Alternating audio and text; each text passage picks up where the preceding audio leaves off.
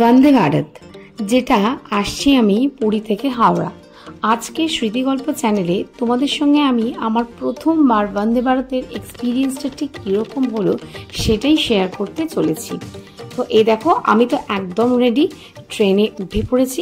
তো চলো ভিডিওটা শুরু করা যাক, আর তোমরাও দেখতে থাকো। তো ফাইনালি বন্দে ভারতে বসে পড়েছি। ট্রেনটা এই জাস্ট ছাড়লো।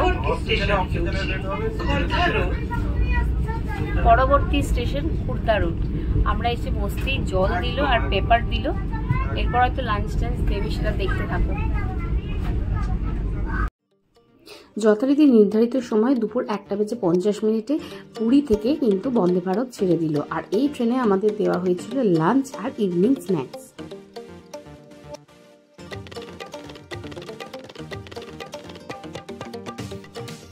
এই দেখো জলের বোতল, এটা কিন্তু বেশ ছোট জলের বোতলটা ছিল। এবার যে যতবার চাইবে তাকে দেবে। নিচে আমি এই যে পা রাখার জায়গাটা দেখছিলাম, বেশ কমফোর্টেবল ছিল, আর ওটা ছিল জল রাখার জায়গা। আর এখানে ওই একটা টেবিল যেখানে রেখে খাওয়া দাওয়াটা করবে, তো সেরকম প্রত্যেকটা সিটেই ছিল, বেশ সুন্দর। আর এখানে এই যে মা গালে হাত দিয়ে বেশ জানলার শোভাটা দেখছে, বাট আমার ওখানে বসার কথা ছিল, কিন্তু আমাকে বসতে দেওয়া হলো না। ঠিক আছে, চলো।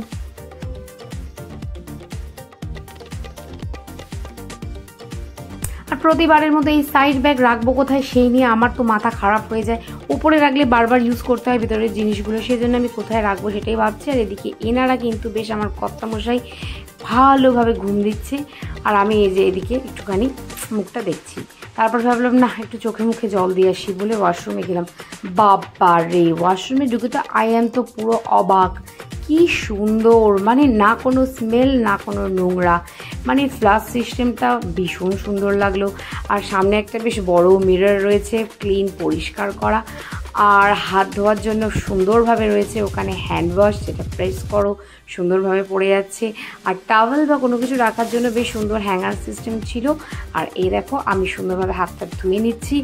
আর সব থেকে যেটা ভালো লাগলো সেটা হচ্ছে এখানে হ্যান্ড ড্রাই করার এই যে মেশিনটা রয়েছে।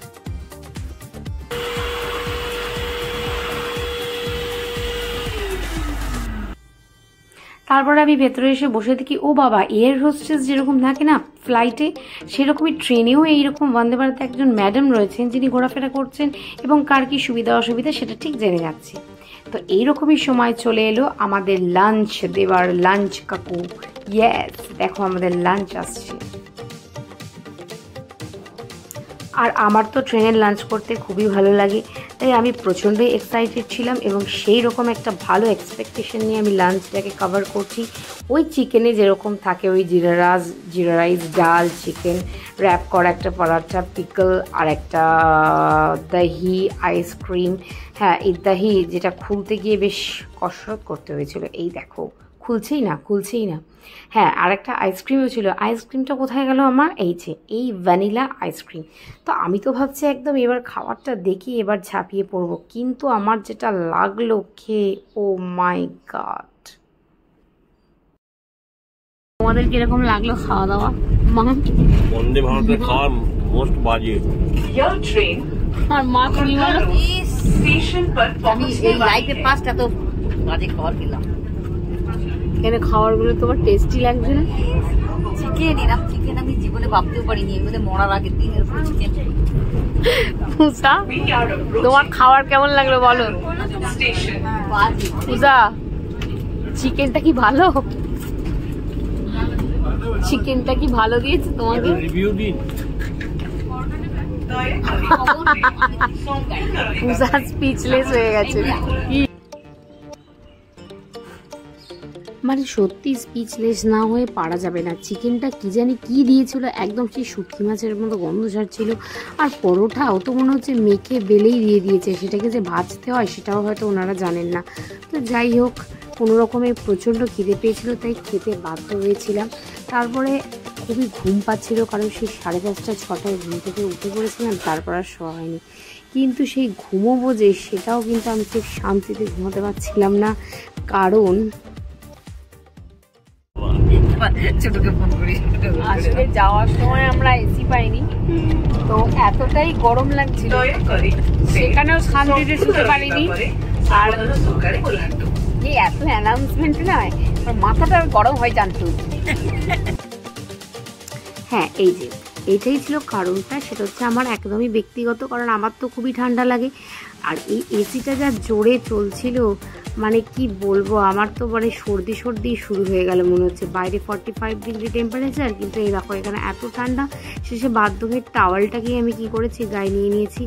আর বাবাকে বলছিলাম দেখো না একটু যদি পারো এসির ব্লেডটাকে বন্ধ করতে, তো সেটাও দেখলাম কিছু হচ্ছে না, নাড়ানড়ি করে। তো আমি এরকমই তখন দেখলাম যে উপরে কি একখানা আলোর মতো রয়েছে, আমি বললাম সেটাই একটু জ্বালিয়ে দেখো তো, যে যদি একটু টেম্পারেচারটা বাড়ানো যায়। তো দেখলাম না, তাতে কিছু হচ্ছে না, তো সেটা বন্ধ করে দেওয়াই বেটার। তো টাওয়ালটা দেওয়াতে মোটামুটি ঠিকই আরাম লাগছিল। বসে বসে আমি বেশ সুন্দর জানলার শোভা দেখছিলাম, আর তারপরে ঘুমও আসছিল। কিন্তু তারপরেই হঠাৎ করে কেন জানি না নাকে আবার কিছু খাবারের গন্ধ চলে এলো। এই যে এখন আমাদের ইভিনিং স্ন্যাক্স টাইপের দিল। কি এটা? এটা কি গো, চিড়ে ভাজা না মুড়ি কিছু একটা। এটা হচ্ছে একটা বাদাম চাকতি, অ্যাকচুয়ালি বাংলায় আমরা এটাকে এটাই বলি। এটা হচ্ছে একটা ম্যাঙ্গো ফ্রুটি, আর এটাতে আছে কচুরি। এই কচুরিটা দেখি বাবা, কচুরিটা এই যে এর ভেতরে কি আছে, স্টাফিং, মানে ওই একটা গুটকে কচুরি টাইপের দিয়েছে। আর এই যে কেচাপ,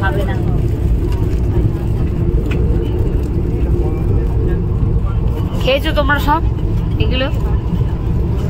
এটা ভালো খেতে, গরম খাস্তা না? গরম সস দিয়ে খাও। ঠিক আছে, ইভিনিং স্ন্যাক্স এগুলো হিসাবে ঠিকই আছে, বাট চাটা এখনো দিয়ে যায়নি।